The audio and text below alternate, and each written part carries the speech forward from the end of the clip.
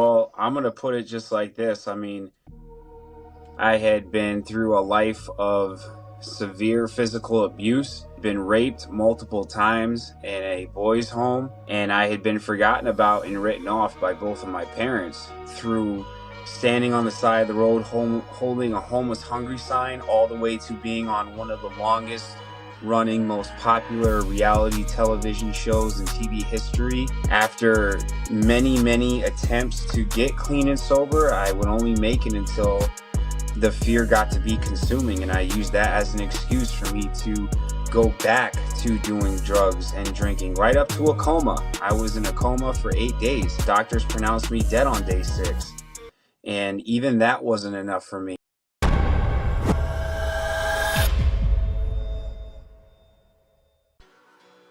What's going on, everybody? That was tonight's guest, David Scheetz Jr. My name's Dan. This is Hard Knox Talks.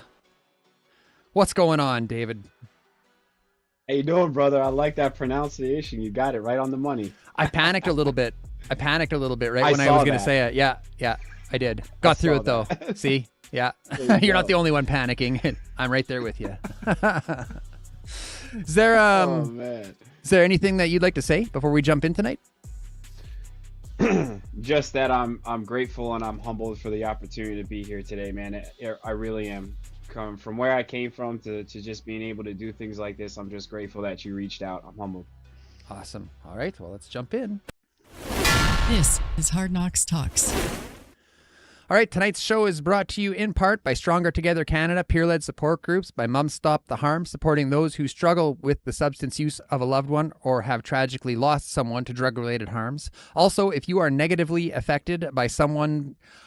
Are you negatively affected by someone's substance use? You are not alone, and Naranon can help. For more info on Saskatchewan meetings, call or text Ronnie at 306-731-7573. Or for more information, to learn more about all of tonight's sponsors, check out our new merch, or if you want to show us a little love and buy us a coffee, all of those links are in the show notes below. All right, here we go. David, it is incredible that you have lived the life that you have, ending up on the Discovery Channel for doing something other than talking about the life that you had lived previously.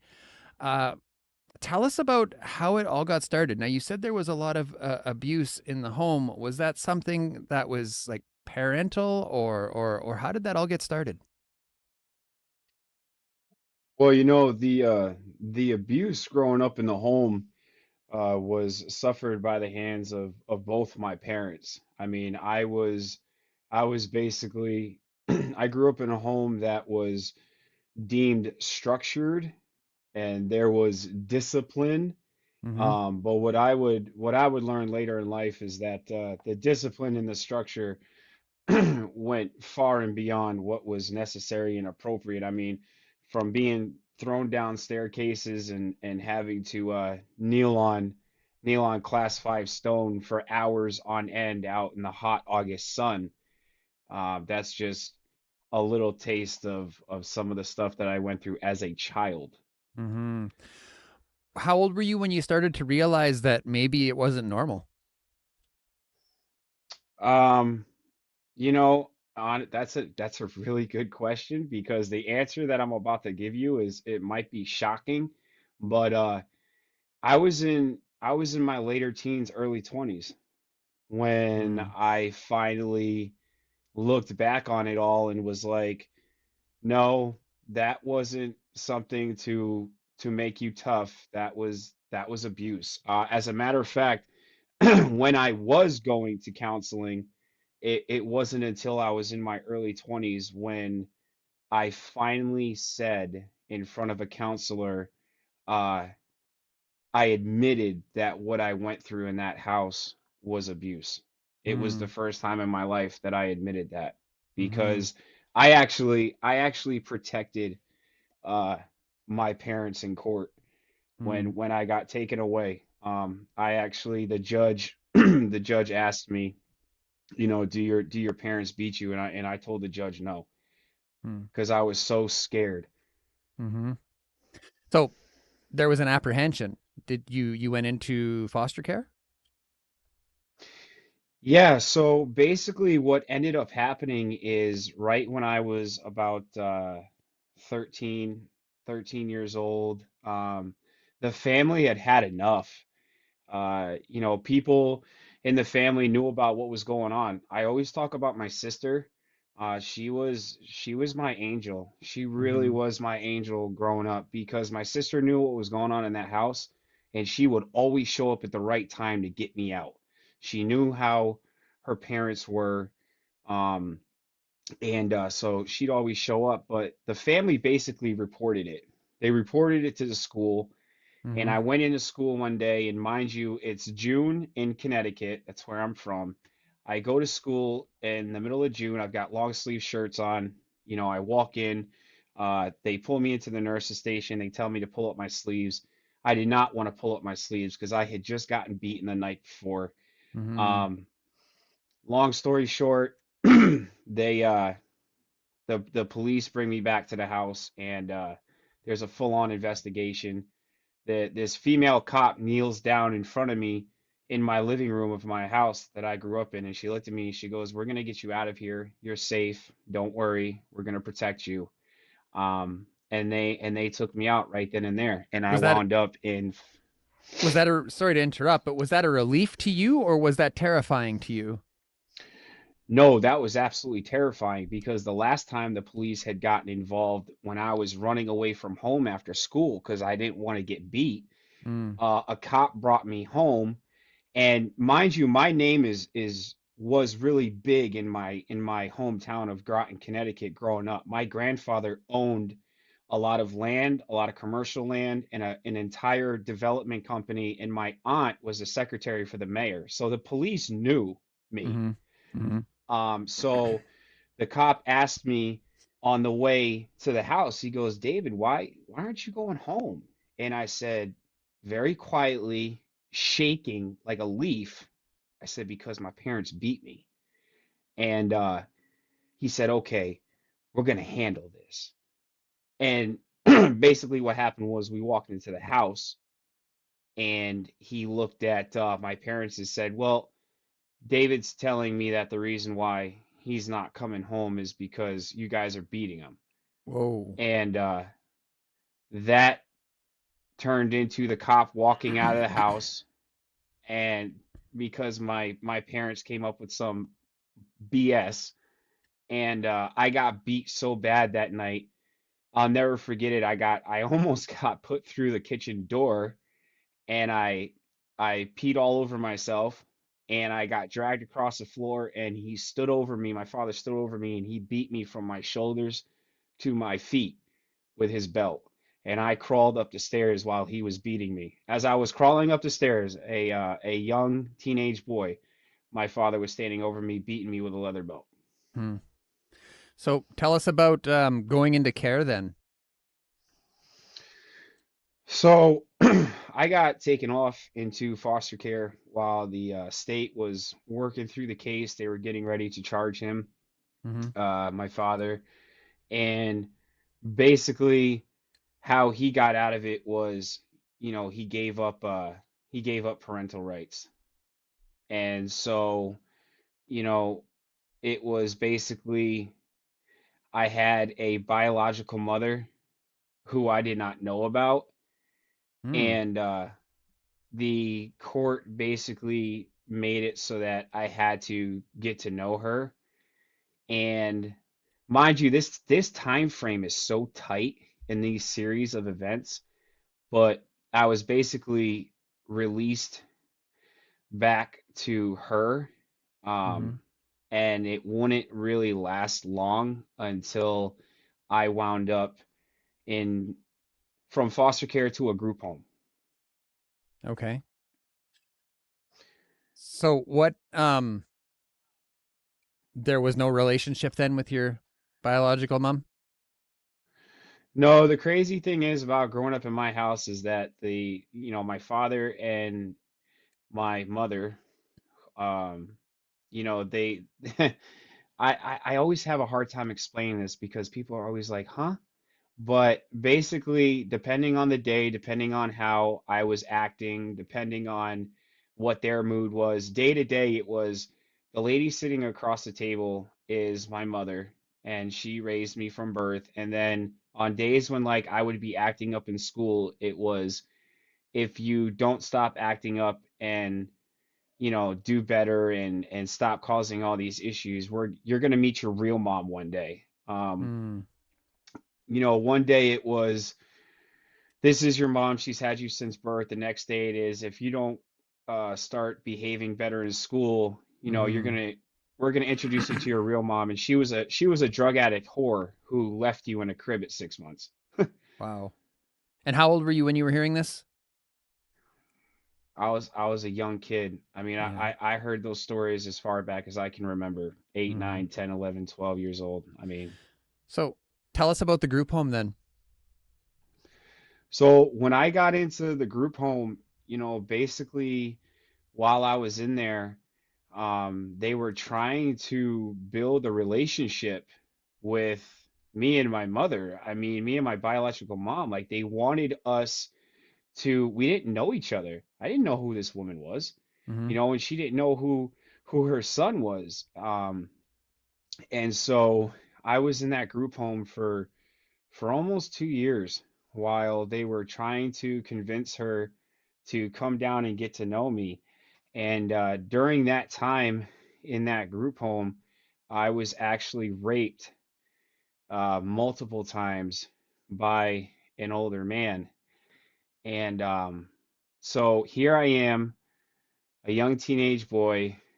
I got ripped from a violent home where I was always isolated, locked in my room, not allowed to have friends, not allowed to play with anybody. I went from that to complete chaos, police storming the house, ripping me out of it, throwing me in court, um, throwing me through the foster care unit. Now I'm in a boys' home. My mother barely wants to show up and know who her kid is, and now I'm being raped repeatedly. And it was a recipe for disaster, man. I mean, Mm-hmm. we're talking about one heck of a concoction here. How old were you the first time you got loaded? So it was very shortly after getting out of the the group home that I went full bore, like living with my biological mother. She already had two other boys, my younger brother and my older. My older brother was already in prison. Um, and so I hit the streets running. My mother's only rule was don't bring home the cops. Well, I failed at that Mm. because I was out there drinking and smoking pot and running the streets all hours of the night. And I would end up in a detention center in less than 6 months of, being in her custody. And that was just the start of a lot of, there was just so much going on there with running the streets and, going to a detention center, being on probation. Um, my teenage years were just full of chaos, multiple different schools. At one point, here I am, 16 years old, and underneath the Gold Star Bridge in New London, Connecticut, I'm smoking crack cocaine and shooting heroin. Um, the heroin didn't really last long because I could never find my veins, thank God. Mm. I don't even know if that's okay to say, but like that's all I can say about that. Mm-hmm. Um, but definitely addicted to the crack cocaine and the drinking, and I lived two completely separate lives, man, because in school I didn't want anybody to know. I didn't want anybody to So know. hang on now. So you're living under a bridge and you're smoking crack and trying all these different things and you're still going to school?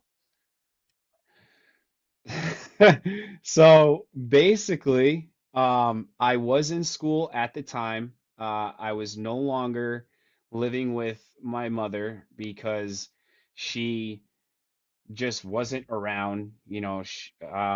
She was on her own path of BS. And so I had actually, while going through treatment that the probation office wanted me to go through outpatient, Hmm. I had met a girl, and we started dating, and her mom took me in. And so for the first time, I was actually going to a high school, and it was a really nice high school. And basically, I would go to school during the day, and at night, I would go across to the city to go see my friend who was living with his mom, who was addicted to crack cocaine, Mm-hmm. and I would I would get high with him underneath the Gold Star Bridge, and then I Mm-hmm. would and then I would bike back home. I know that sounds crazy, but I Mm-hmm. was already so deep into the substances and the alcohol and everything that that's just the way life was right then and there. Did it? Did you have any thoughts that this maybe wasn't a good life to live, or was this just how life was and there was not a second thought put into it? This was fueled by anger and hatred for everybody and everything, including myself. Mm-hmm. Mm-hmm.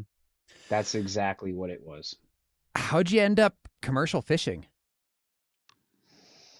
So, fast forward, I ended up going, by the time I was 18 years old, I had racked up several charges from, funny enough, from 16 to 18.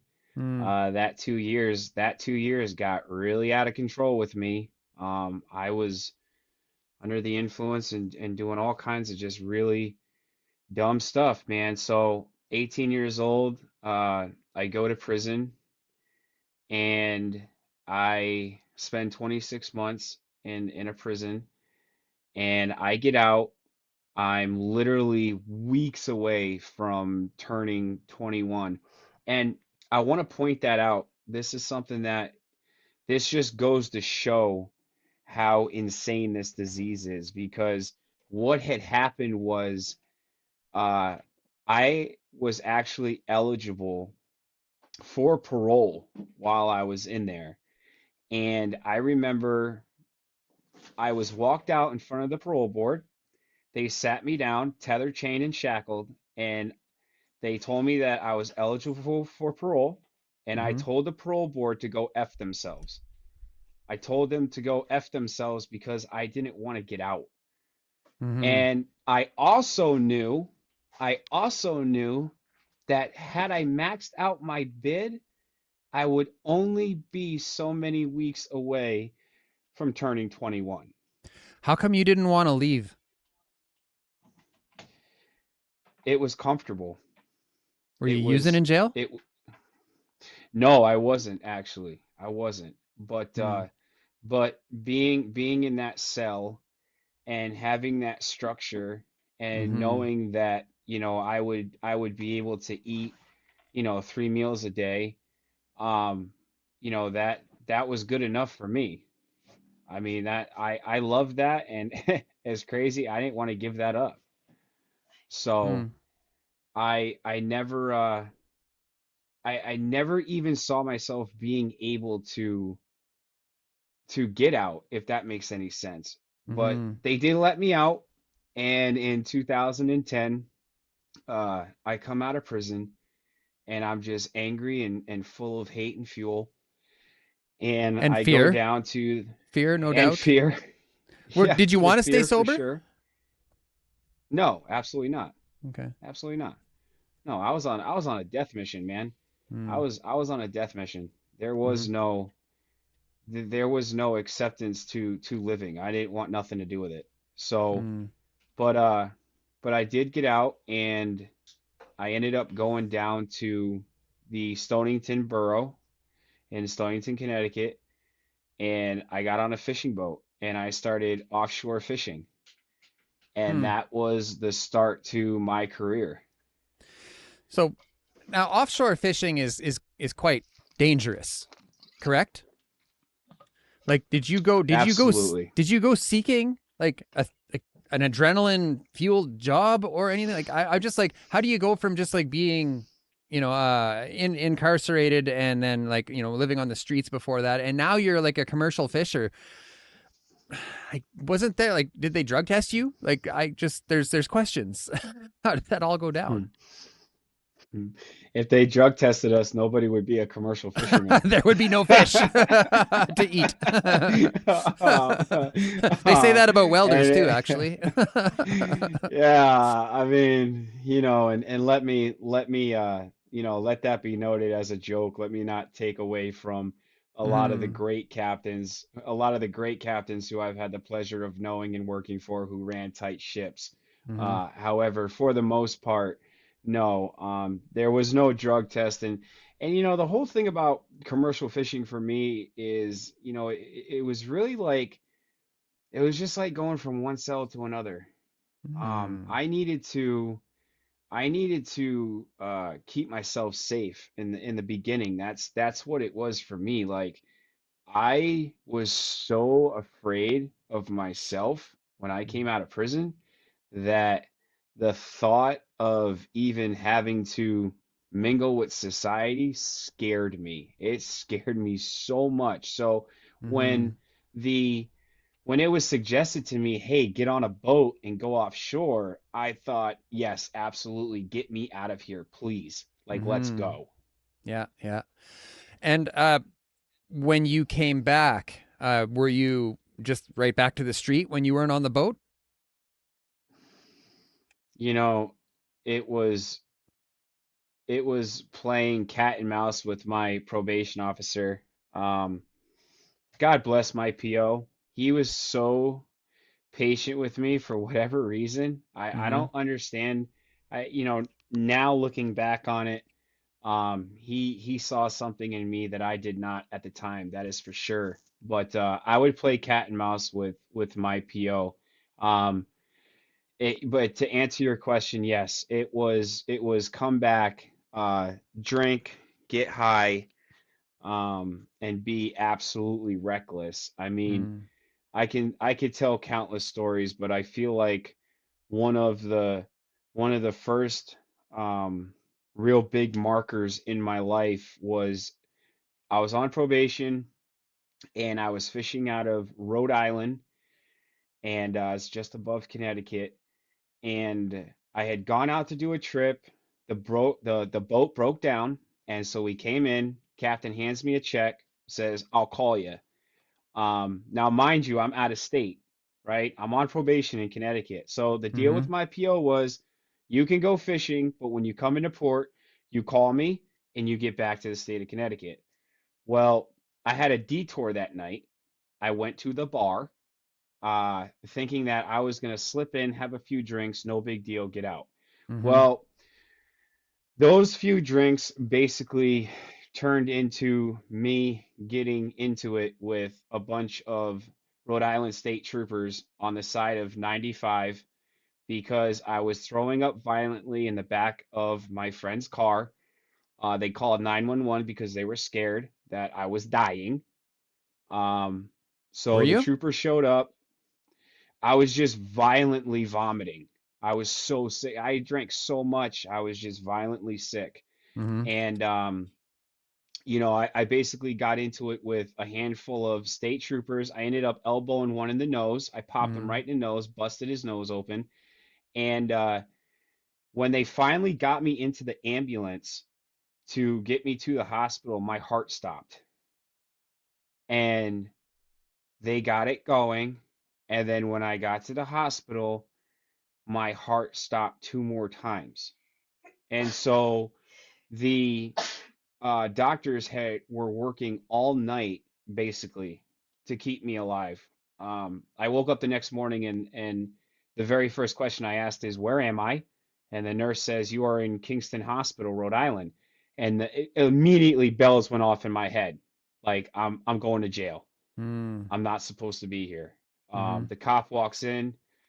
I'm sorry, no, not the cop. The doctor walks in, says, "Mr. Scheetz, we've been working all night to keep you alive. You had heart failure 3 times." I looked right at him. I said, "Give me my AMA paperwork." I called my friend and I drank the whole way home. and my PO was waiting for me when I got through the door. What do you have to say? Are you wearing comfy clothes? Oh no. He basically looked at me and he was like, "So is this how you want to go in?" Yeah. And I said, "Absolutely." And I guess what had happened was he changed his mind on the drive because I ended up going to a treatment center right there in the city. And so Is that your first and time like I said, going into a treatment center? no, I started with treatment centers when I later in my teens, Mm. shortly after, the boys' home. I was always in some type of counseling or treatment, always, just always. And a lot of it was outpatient, but that was an inpatient one, and I had been to one prior, but the whole going back and forth with the treatment centers and the outpatients and the hospitals and the psych wards, there was so much of that. There Mm. was so much of that. Mm. So was there anything different about this time? You go to this inpatient treatment. Again, there's that structure, correct? Like you found structure in there. Is that safe to assume? There was some structure in there, but I didn't want nothing to do with it. I didn't Okay. want nothing to do with it. I What's wasn't, different between you treatment know, and jail? well, I didn't want to, I just didn't want to be sober, and I knew I didn't want to be sober. I Mm. knew that I knew that I was basically sitting in there because, my PO was giving me another chance. Mm-hmm. And but I knew that I wasn't, it's really hard to explain because there was a part of me that wanted it, was like, it can't be that bad. And then the other part of me was like, no, we don't need to do any of that. We're just gonna rock this out until I'm dead. I mean, I was telling people all the time, I'll never see 25, and I meant it, man. And Mm-hmm. 25 was a crazy year. So Mm-hmm. I mean, that's yeah, wild. Mm-hmm. I just had a really messed up mentality, man. Hang on a second here. I'm gonna look at some comments. Yeah, no, Question. yes. Is it in the queue? No, I have a question. Oh, Donna has a question. Let's put Donna on the screen. Hello, Donna. Sorry, I didn't mean to throw you for a loop there. I'm just curious. Like we're talking about treatment center, and you mentioned that you didn't want to get sober, and then Dan was trying to draw this parallel between treatment and prison. But in prison, despite like we all know there's access in there, you remained away from all of that. So I mean, I'm still a little bit confused, I guess, for lack of a better word. Where was the difference for you in these two institutions? Because you didn't use in jail, right? Right. Yeah.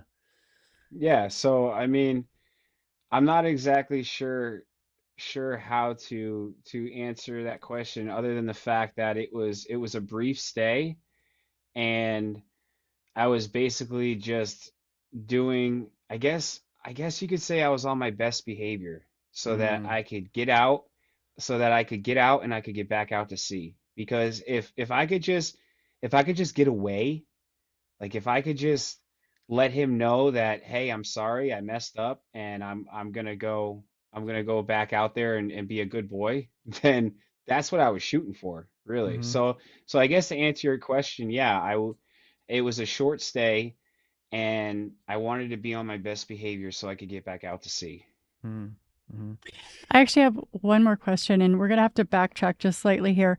Back during that time frame when you were basically like under the bridge and using, but also going to school, I'm kind of curious. Like, did you have friends at school? Like, did you make friends easily, or were you kind of an extrovert, or outcast by the Introvert. other, or sorry, introvert or outcast by the other kids?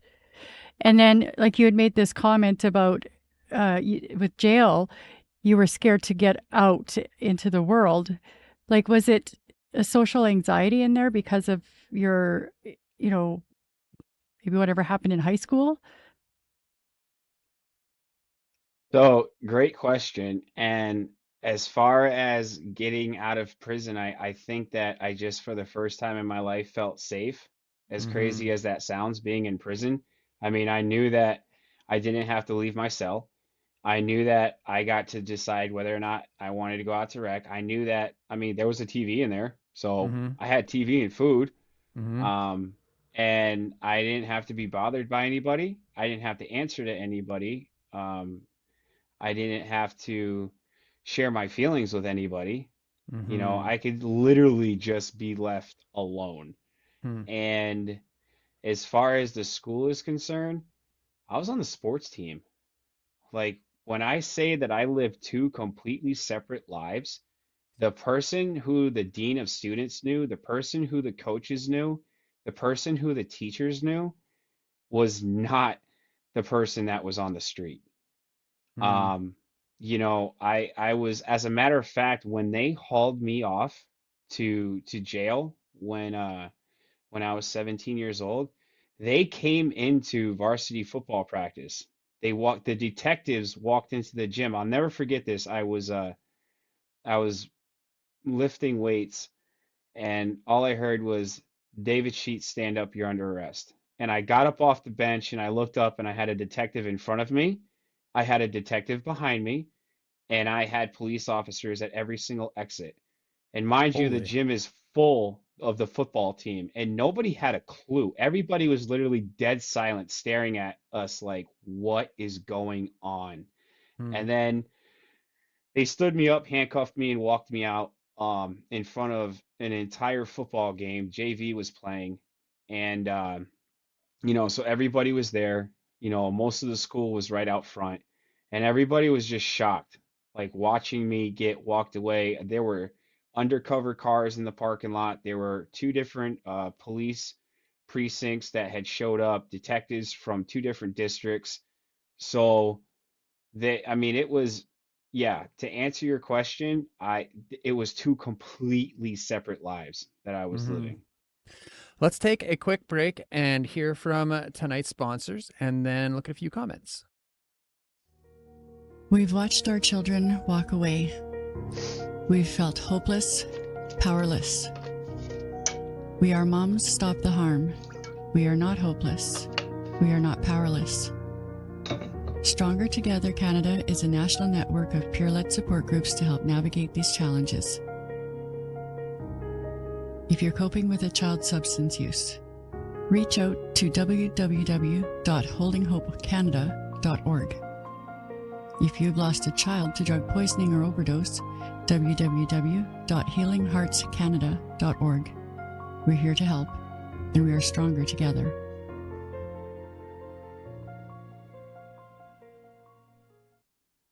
All right, let's look at some comments. Our first comment comes in from Susan Fenwick. Thank you for your comment. She says, "Thank you for sharing your story, David. You are saving lives." And this fellow's name is actually Charlie. Says, "Love you, Dave. D4W. Thank you for help." I don't know. I'm sorry, I just got all messed up there. For helping me out, brother. I'm sorry, I just butchered your comment. I'm sorry. Yeah. You know Charlie, Dave? I do actually, both of those people that just came across, I do know. Charlie especially. Charlie and I, we did a lot of drinking together, for sure. Back in my hometown, we were drinking buddies for a long time, and you know, he's such an amazing guy. As a matter of fact, D4W, we actually gave him that nickname. That means down for whatever. Like, you could Ah. literally ask Charlie anything. Like, you know, when me and my brother would be my who I basically, the adopted family. When me and him would go like scrapping, it didn't matter what it was. Like, we would just grab Charlie, be like, "Charlie, come with us, man. You're gonna help us dig through dumpsters. You're gonna help us, you know, pull lines down highways and strip wire for hours." And I mean, it just Charlie was just there, you know. Mm-hmm. And me and Charlie spent a lot of time together intoxicated. And the way our friendship has evolved is, now me and Charlie get to have conversations about, how far he's come in life, and how much he's changed. And, just like me, it took what it took, but it's Mm-hmm. really cool to see how our friendship evolved. Mm. So, how did you end up on the Discovery Channel? I mean, just talking now about and like you said, some things that resonate with me, like stripping wire and diving into dumpsters. I mean, that was my jam too. When back in the day when I was using, I'd be out diving every single night. Didn't matter, Christmas night, I'd be out diving. Like it didn't matter. So, how did you go from living that lifestyle, homeless, all the things, to the Discovery Channel? So basically, what had happened was back in 2018, September, I had come back from a fishing trip, and I was clean for like 3 weeks, and I decided that that I only wanted to drink. I did the whole I'm just gonna have Jack Daniels and nothing else, um, which quickly failed. I ended up with drugs right away, and I actually ended up with heroin. And so I had not used any in that 3 week time period. And I knew that, the heroin that we had picked up had fentanyl in it, traces of fentanyl. And so I basically was intoxicated, decided to do some heroin, and went into a coma.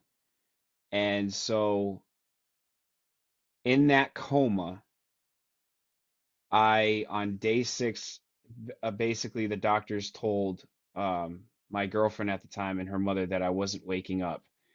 And on the morning of day 8, I woke up and I left the hospital. And so the reason why that is such a crucial part of the story is because what ended up happening was I ended up leaving the state just days later. Within an hour of me leaving the hospital, AMA, when I woke up, I wanted my AMA paperwork. Within an hour of me leaving the hospital, I was shooting the very same batch of heroin that put me in that coma. Mm. Um, and I was drinking. Like I remember I was drinking before I got back to the house, and then I'm doing this heroin. So I leave the state and I move to North Carolina, and I basically uh, got clean and sober shortly after that. And the reason why is because I was really angry at God for waking me up, like really angry at God for waking me up. And then there was a switch that went off. I was in a parking lot cleaning out a storage unit, and this man, VJ Jones, I'll never forget him. He uh he grabbed me by the hand and he said, "Have you ever accepted the Lord Jesus Christ into your heart?" And I said, "No." And I'm thinking to myself, please don't do this right now. I am not ready for this. Mm. Um, because through all the being homeless, I that was a huge thing with people trying to do that, and I just didn't want no part in it. And basically, we prayed a simple prayer, and my life would forever change. But basically, I was following Nick McGlashan on social media, and Nick McGlashan was the deck boss for the Summer Bay. And so we were following each other's recovery stories because, like, I went all in on this. I was doing speaking events. I was helping people get into rehabs. Hang on a minute. Like, Hang I on. was really involved. You're in recovery now? Like at this part of your story? Yeah, Okay. yeah, yeah. Like I said, after that coma, Yeah. um, something changed for me, and I couldn't quite figure out what it was, but it was enough, I guess, because it's like, well, wait a minute, back up. You wanted to die, right? I wanted to Mm. die up until that point, and then I almost die, and I literally, the doctors pronounced me. They pretty much say, "Hey, he's not waking up. You guys need to think about pulling the plug." And then the morning of day 8, I wake up, and I'm like, okay, well, I don't know how much closer you can come to dying. So I didn't understand, but I can't explain what happened after I prayed that simple prayer. Something really changed in my life. And so here I am in recovery at this time, and I'm working a land job, and I'm trying to figure out how to be a normal human being. I'd quit fishing, and I just wanted to go to AA. I got involved with AA, and I wanted to go to meetings, and I wanted to figure this thing out. Mm-hmm. Well, Nick had reached out to me. I was at the gym, and I'm lifting weights, and I see the Facebook feed. I see his post that he needed a greenhorn, and I messaged him. I thought, why not? You know? And he FaceTimes me like within the hours of me leaving and asked me, he said, "You really want to go?" And I said, "Absolutely. It's been a long time thing that I've wanted to do. You know, everybody on the East Coast always talks about, you know, one day we're gonna go fish in Alaska. It was always a big thing." And I said, "Yeah, I'm coming. If you want to hire me, I'm on my way." Mm-hmm. And that was after, you know, that was after about a year and a half of being on land. And and so I went up there in 2019, Christmas of 2019. I got up there, and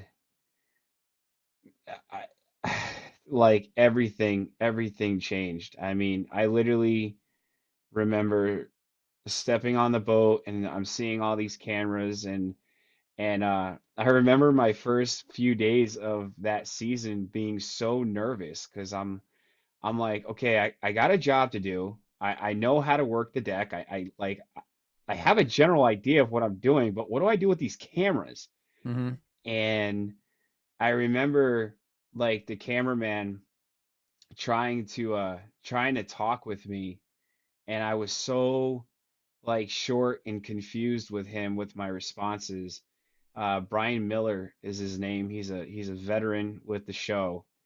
And Nick basically pulled me to the side and he was like, "Let me ask you a question. Do you want to make money?"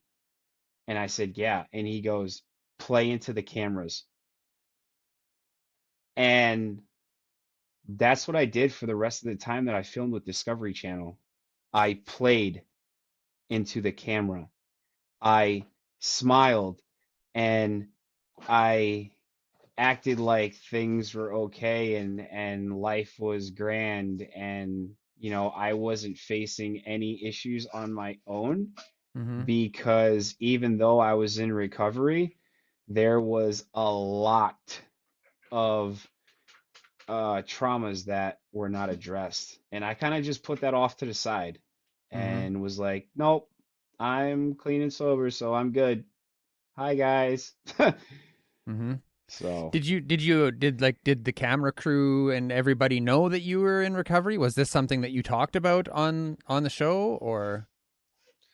oh, absolutely. I mean, Nick, I love Nick. God bless him. Mm-hmm. He blasted that everywhere. He Mm-hmm. he was like, he was really proud of it, you know, and he wanted people to know.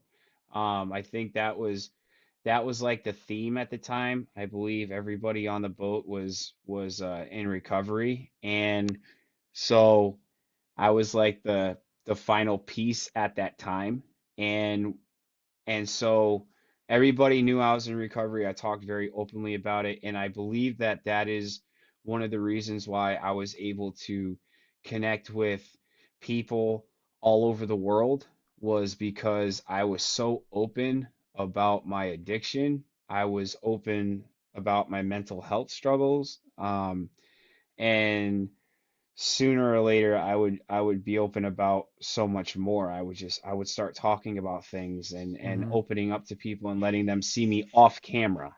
Mm-hmm. So, what did that do to you then? You mentioned that you put on a face for the cameras, you played into the cameras. What did that do to you on the inside? You know, it wasn't long after I started filming that my longtime relationship that I had been in was really coming to an end. I had a lot of turmoil back home that I was hiding. Um, like some of the guys on deck knew about it, but nobody else knew about it. And I knew that I was about to lose in a really big way. Um, and so it was exhausting. Let's just say that. It was Mm-hmm. exhausting because I felt the weight of everybody watching. Like none of your life at that point. I mean, everything you share, everything you post is picked apart. We talked about it before the show that, people would call all the time and there was a lot of messaging going on, which I didn't mind any of that. I didn't mind any of that at all. Mm-hmm. But it got to the point where I could no longer be genuine in helping people because I was falling apart and my world was falling apart, but I just kept smiling. I Mm-hmm. just I just kept pretending like it was all okay. Mm-hmm. And I feel like I did that because I didn't want to let people down. Mm. Were you worried about letting yourself down? No, I didn't give a damn about me. I just Mm. didn't want to let people down. Mm. And I know that I had, as time went on, I know that I had even more riding on it, um when I would come into my relationship with a woman who is now my wife, Mm. uh because um there was a lot more on the line at that point, and I was really screwed up, Mm-hmm. to say the least. Mm-hmm. Did you stay sober through it all? Yeah, no, definitely not. Mm-hmm. Um, I ended up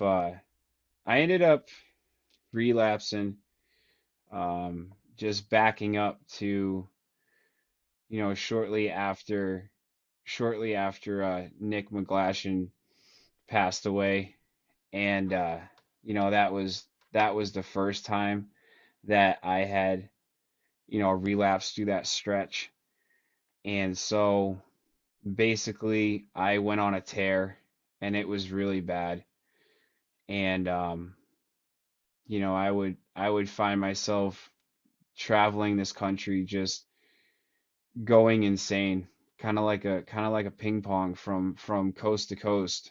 Um just never knowing where I was, waking up on beaches, not knowing what happened, and just really being reckless, completely reckless. I mean, my long-term relationship was over, and I felt like my life was as well. Mm. Let's look at a comment here.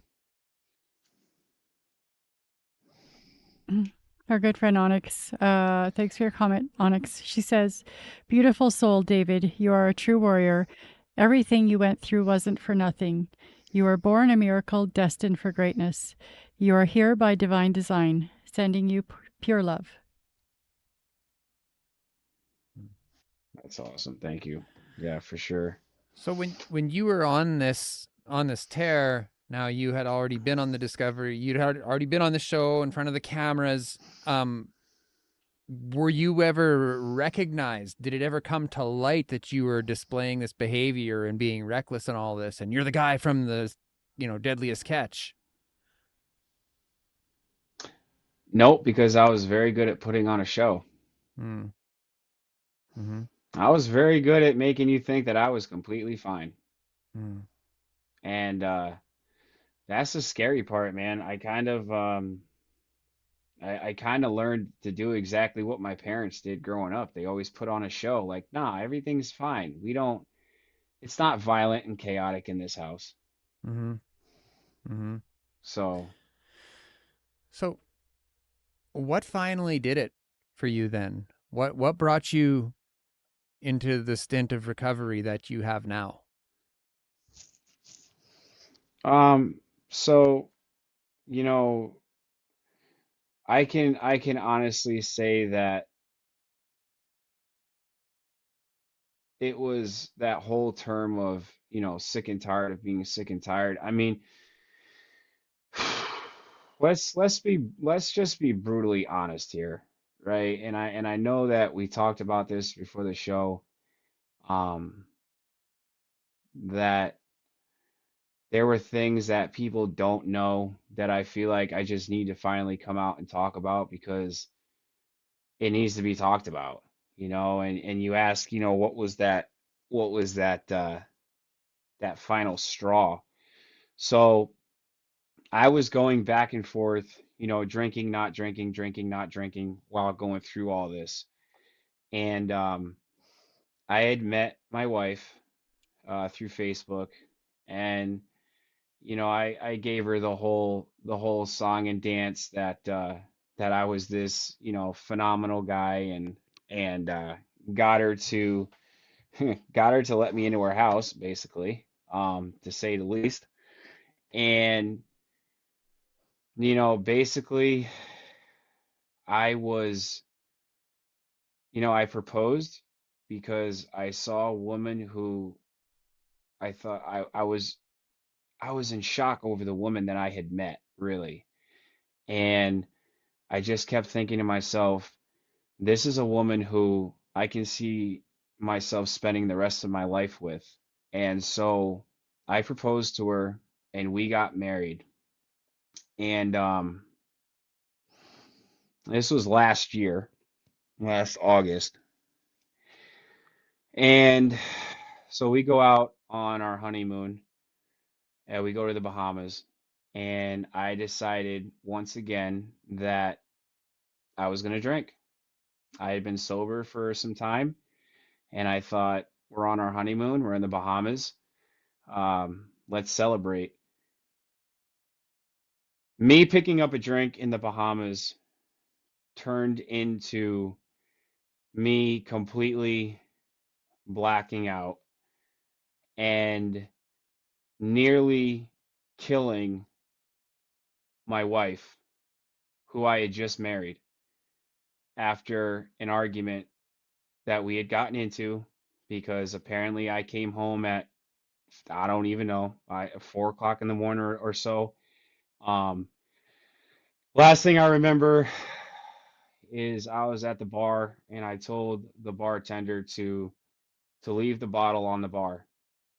And next thing I know, I wake up and my newlywed is packing our bags and she's crying and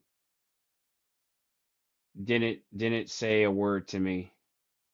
We flew all the way back home and she basically told me what had happened, came into the room. She was worried. She had been up all night waiting for me, got into a fight, and I nearly choked her to death in that fight. And I mean, it's my first time talking about it publicly, and I mean, um, basically, I rushed home to get married, and then I came home after the honeymoon, got on a plane, and headed back to the Summer Bay. And when I got back on that boat, um, I couldn't do it anymore, man. I cringe to this day when people comment about how, I'm an inspiration and people have respect for me, but to be completely honest with you, I am so jacked up in my head because there is so much trauma and character defects and issues that I have that I can't even accept it when people say that because the stuff that I've done and the way I've hurt people, including the woman who I am now married to, uh, it it's really difficult. So when I was on the Summer Bay last fall, we were doing our cod season and we were getting ready to film season 19. Mm-hmm. And I basically told Landon Chaney, no, I gotta go. I gotta get out of here. God, I remember standing at the rail and we're in a storm and I said, God, what do you I'm depleted. I can't do this anymore. Like I know we're gonna get back to the dock and the cameras are gonna come out. I just got married and I nearly killed my wife. Like I'm drinking. Like I cannot do this. Like I am just I have nothing left. And God said, Mm-hmm. go home. So I did. Was there consequences to that? It was the best thing I could have done Mm. leaving the show. It was the best thing I could have done leaving the show. It So really was. it didn't feel Um, like a mistake at the time? Like what I'm getting at is, did it feel like a weight went on because you couldn't do it, or did it feel like a weight came off because you didn't have to do it anymore? I didn't have to do it anymore, man. I didn't Yeah. have to do it. I Mhm. wasn't in the right place to do it. I never was. Mhm. I never was to begin with. I mean, my biggest issue is that I don't dig into why I'm jacked up. I know why I'm jacked up. The years of drug abuse, and let's go back even further. All the years of child abuse, the trauma that I faced as a kid, the beatings as I took as a child, Mhm. the isolation, being in my room, locked in my room all the time, the rape. I mean, I can go on and on with things that I just never talked about. I just said, the heck with it, man. Shove it all down and keep trucking. Mhm. Um, all the character defects that just made me a violent person and a POS, to be honest. I mean, I don't what I just talked about, I don't talk about it lightly. There is some huge issues there that need to be shoveled through.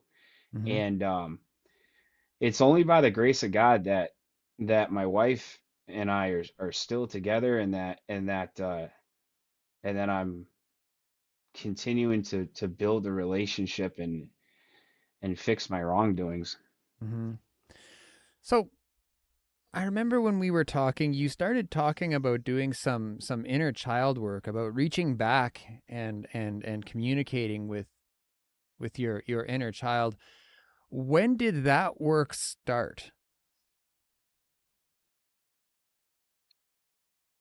You know, it recently, I guess you could say. I mean, I it's really been something that when I started running this year, I think is when I really started. Running is my therapy. Mm-hmm. Running allows me to talk to that little boy. Running running allows me to go back and visit all of those memories and see that kid crying and scared and in his room curled up in a ball. Running allows me to go into that deep dark mental place and reach out and let that kid know that it's going to be okay. Mm. Like we're going to get through this. We're going to heal from this. Like I've got you. I'll take I'll take the pain for you, Mm-hmm. and as mental as that sounds, I mean it's one of the reasons why I run.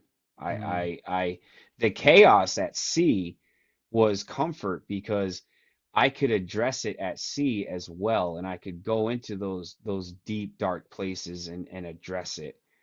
Um, but commercial fishing for me supplemented a different life, and I don't know how long I can continue to sustain it just based off the fact that our quotas are nearly gone and it's not sustainable for a family. So, I had to figure out other ways to provide for my family. To do that, here I am on land. And I have to figure out how to do life on land without that chaos. Mm-hmm. And so I find that through running, and I'm able to connect with that kid through running as I did when I was at sea. But recently, really recently this year, is where I discovered that running was where I get to go back and pick apart everything. Hmm. Something that stood out to me when you were talking about that when we spoke earlier this week is that you've had an opportunity, or you intend to take this opportunity to go back and tell him that he's grown up now and he's a man. And that really stuck with me, man. Yeah, yeah. I mean, Yeah. and it's we're still working on the man part. You Mm. know, like I said before, there's a lot of things about me that are not okay. I am done trying to I am done trying to pretend like I got it better, because I don't. I don't want to put that out there. I want Mm. to be as I want to be as transparent as I possibly can, because I need people to know that even though I am pushing forward, I'm still jacked up, man. I am. I'm Mm. just as jacked up. There's nothing special about me. I'm just I'm figuring out how to get through it 1 mile at a time. Mm. 1 mile at a That's time. I like that. one 1 mile at a time, man. Yeah. So you talked earlier about you were involved with AA earlier at some point. Is there any of that? Is there any of that now? Are you like seeking any other kind of help, like therapist or anything like that? Man, I tell you what, now that I finally have insurance for the first time in my life through my Yeah. union, Mm-hmm. that is definitely on the docket for things to do. We Mm-hmm. definitely got to get that on the checklist. Uh, but as far as AA or NA or anything like that goes, I don't myself participate in it. My foundation is with Jesus Christ. Hmm. My foundation is with the Holy Bible. My foundation is with a group of men, mentors who are strong in Christ. Some who have a similar background as I do. Mm-hmm. My best friend Dwayne, who led a life of crime and drug dealing and meth addiction, is actually one of my mentors in Christ. And I have a few others. I have a very strong group of men who I can call on, and who will call on me. Mm. And I am allowing God to break this mold, um, and start to transform me into the man that He woke me up to be. Because let's face it, man, I'm a cancer survivor. I had cancer when I was a baby. Mm-hmm. I only have one kidney. Um, I had multiple hospitalizations as a kid. I had the heart failure. I had the liver failure at 25, and I had the coma at 28, and I woke up from that. And so it's like God has a plan. Um, it's my job to figure out that plan. Mm-hmm. Was it tough buying into God? Was it tough buying into Christianity? I mean, with all of the things that you've been through in your life, certainly there must have been some points where you were shaking your hand at the sky and saying, "How could you let this happen?" I absolutely did for the longest time, up until I was living in North Carolina, and I went to this church called New Life, and Pastor Bobby Norton, God bless him. Uh, this was following my coma, Mm-hmm. just months following that coma. And I'll never forget this. I went to a church service. I was working for this guy, Carolina Tree Service is who I was working for. And the boss invited me to his church because he saw something in me, said, I need you to come to my church. And after service, I walked up to that pastor and I said, Pastor, I'd like to talk with you. And we walked into his office, and I literally grabbed a Bible and I put it down on his desk. And I said, You tell me why I should believe anything that comes out of this book. I said, I have been abused. I have been through hell. I see all these preachers on TV that are making all this money and hooting and hollering about Jesus while they're driving Benzes and Bugattis and living in mansions. I said, I've been down this road of severe abuse and drug addiction. You tell me why I should believe in this book, and if so, then how did all these things happen to me? And Pastor Bobby looked at me with a slight smirk, and he said, God gave man free will, and that is not where God will intervene. And that literally changed my life. It changed my life. Mm-hmm. Wow. Let's look at one more comment here. Susan Fenwick is chiming in, says, BS, you are special. Not everyone will sit there and be as raw and honest as you. You are special. God is leading you in a big way, and you're listening. Yeah, thank you for that. So, David, where can people find you? You have a group on Facebook. Tell us all of the places where your work can be found, where people can reach out to you, all that. So you can find me through my Facebook page, David Scheetz Jr. I'm on Facebook. I've also got a group, Motivation in Progress. I basically started Motivation in Progress back in 2019 when I was severely depressed, and I started a group to help people. And it turned into a clothing company thanks to my wife. There would be no clothing company if it wasn't for her, because I'm just the mouthpiece. She's the logistics. And we actually have our brand. That's kind of like Donna and I. Yeah, I can see you two are really good at it. Yeah. But yeah, we're blessed enough to have the clothing company. Actually, my hat has the logo that we'll be launching soon. So Motivation in Progress on Facebook, and that's pretty much it for now. I mean, I've been on a social media fast for about 4 months. I only come on to social media to do these with people who have asked me, and that is because a few months ago I decided that it was really time for me to shut out the distractions and work on my life, right? Because there's a huge life outside of this social media presence. So I'm kind of in and out, monetizing content, but that's where people can message and get a hold of me through there. Motivation in Progress. Please join the group. We'd love to hear from you, no matter where you're at in your life. You can share your stories and inspiration, and again, you can find me on Facebook as well. Say someone's listening tonight that has been through or is going through what you went through. What would you say? Do not give up on yourself. Time is very precious. Time is so precious. Do not give up on yourself. I would tell that person to shut off all the distractions and get to work on discovering yourself. Thanks so much for joining us tonight, David. Thanks for bringing your story, your experience, your strength, your hope. And we'll let you go. And we look forward to hearing back from you, man, as you move along this journey. Take care, my friend. Thank you guys so much. Yeah. Thank you. All right. If you got something out of tonight's show, please hit that subscribe button. Please hit that bell. We go live every Friday morning, every Sunday evening. Give us a like. That's it for tonight. I'm stumbling around, so I'm going to put myself out of this misery. Take care, everyone. We'll see you again.